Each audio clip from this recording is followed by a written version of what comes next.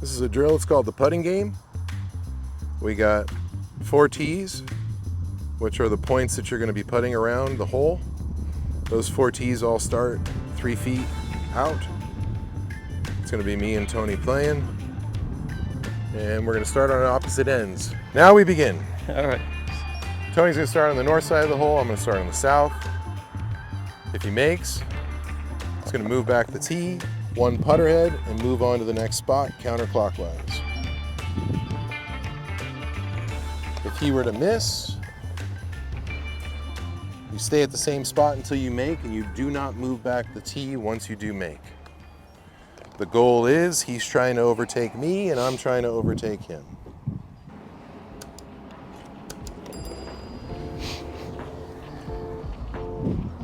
There are multiple things that you're working on here. First, you're working on the different breaks that happen on each side of the hole. Second, work on speed and controlling your speed. As you change the speed of your putt, you're going to change how much it breaks. Tony played on the Nationwide Tour and is one of the greatest players I've ever had the pleasure of playing with. I've seen this man hit some amazing shots. If I had to pick anybody to hit a shot under pressure to save my life, it would be Tony Bordwell. That's the truth, Tony. Thank you, man. I've never felt so comfortable watching somebody hit a ball, expecting that shot to be great, than you. So as we get further away, the breaks are going to change a little bit, so you got to pay attention to it. I can read the break not only from my putt, but I can watch Tony's putt because it's showing me what the ball is going to do at the hole.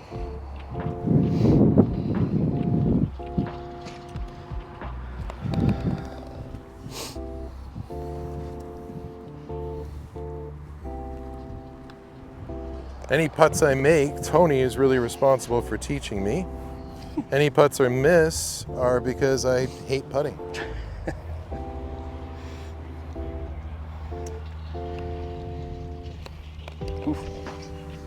You ever had those where they bounce out? Yeah, and how is that scored in real life? It's out of the hole. It's out of the hole. I've had one hit the lip of the cup and come back out. I've if seen it's that. good pace. I've seen that in the tournament That's several happened times. on tour. And I've actually seen one hit the bottom of the cup and bounce out in a tournament. It has something to do with good pace. Like if you have good pace, it might come back out, and I'm okay with it.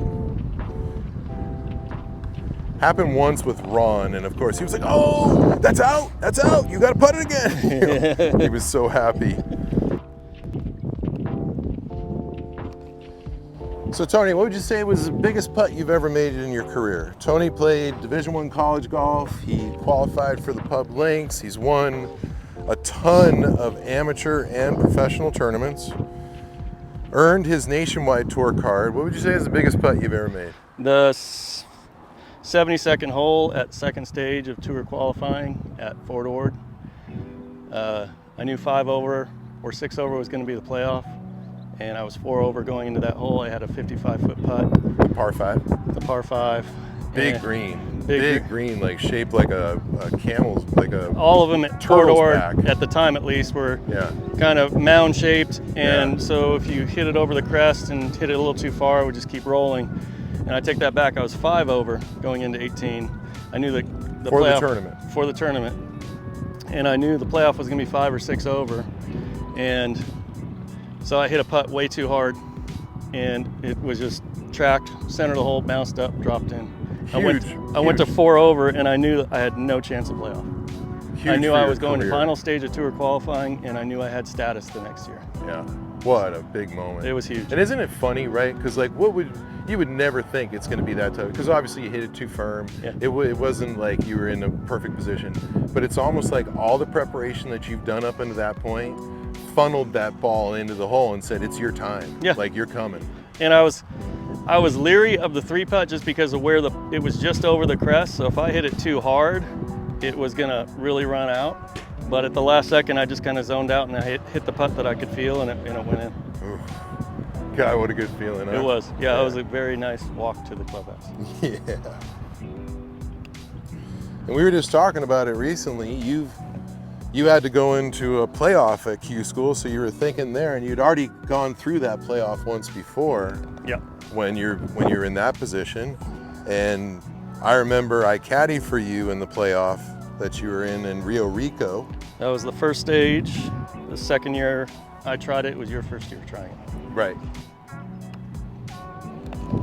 Is that pace? That was good pace right there. That was the thing I liked about playing with Bango. Like, we wouldn't say good putt, we'd say good pace. You know, if you limped one in, nobody's saying good putt. All right, so there's the first miss.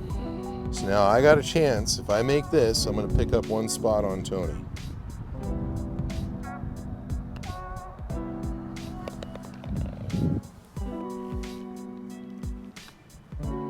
Now, Tony's a gamer, so I don't expect that miss to cause him to miss again. In fact, I would expect it to make the next miss take a lot longer to come around. So I have my little window here where I got to stay on top of my game and see if I could just keep the pressure on him. But I don't expect. Oh, did that almost pop out? It stayed on the lip for a minute. Oh. After it bounced. Oh, I got lucky. I pushed it. I'll take it. And I got to take note of that because clearly it's moving a little now that we're this far out. Yep. So here's where the putts become more difficult. And to be honest with you, this is where Tony has more of an advantage. Oh. So by me missing there, we're back down to level from where we started. Brakes change.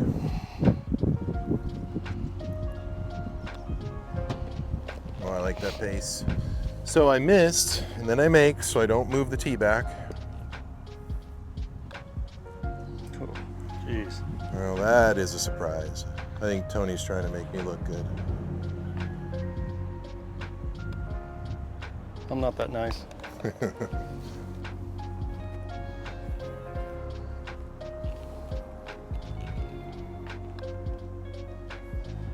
That'll do. But now is where the gamesmanship comes in, and I get to say things like, "Hey, Tone, you feel me breathing down your neck? Don't miss, Tone, here I come." That also requires that I don't miss. Because when you talk smack and then you miss and you don't back it up, you actually reduce the gamesmanship that you're... Oh, so I got a chance to win. I swear to you, Tony's doing this to make me look good. Oh, Billy, Billy, Billy, Billy, Billy, Billy. Nice. Nice. That was good pace. Now what you can do is you can either start over and keep your tees this far out, or you can move back into 3 feet.